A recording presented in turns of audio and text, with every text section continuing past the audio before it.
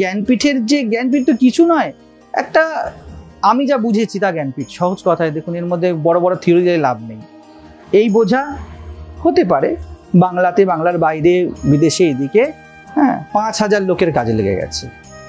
আমি ঠিক ওই শক্তির জন্য কৃতজ্ঞ। আমার নিজের মধ্যে আমি কোনো বিনয় নিরহংকারে ভাব বলছি না, ইটস ট্রুথ। আমার মধ্যে দিয়ে যদি 5 জনের সহায়তা হয় আমি কৃতজ্ঞ। আমি কেন অত ভাবি? আর এখন 800 কোটি ছাপিয়ে গেছে, আমি কি করতে পারি? I am happy. এই মুহূর্ত পূর্ণ হয়ে আছে। আপনারা যে আছেন, এই মুহূর্তে আছেন, যেমন আছেন, এটা জ্ঞানপীঠ। 2026-এ আবার যারা এখানে থাকবে, ওটা জ্ঞানপীঠ। তখন আমি থাকবো না, তখন কোথাও না কোথাও জ্ঞানপীঠ ঘটবে, ঘটছে।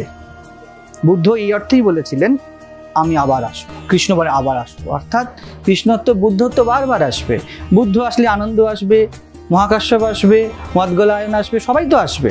কৃষ্ণ আসলে অর্জুন আসবে, সুদামা আসবে। এটা বারবার ঘটবে, বারবার ঘটবে। সেই জন্য আমি প্রচণ্ড রিল্যাক্স এই বিষয়ে, নাথিং টু ওয়ারি। আমি চলে গেলে এদের কি হবে, একদম আমার মধ্যে এটাই নেই। আমি ঢোকার আগে বলেছি খাবার না থাকলে হাঁটা দেবে এখান থেকে।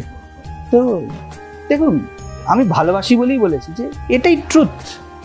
এবার আমি বলবো আমি নিয়ে এসছি ব্রহ্মচারীকে, একটা সন্ন্যাসী রাখতে পারলো না, কি করব? টাক পড়ে গেল, চুল ধরে রাখতে পারলাম না, তা আমি জীবন কি ধরে রাখবো? ওর জীবনের গতি প্রকৃতি, ওই চাঁদ মামা সকলের মামাও নিয়ে যাচ্ছে।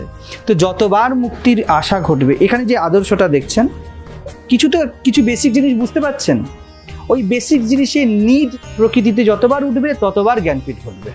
কোনো চিন্তা নেই, একদম নিশ্চিন্ত থাকুন। জ্ঞানপীঠে যদি ঐশ্বর্য থাকে, এটা ব্যক্তি নিশ্চিন্ত থাকবে।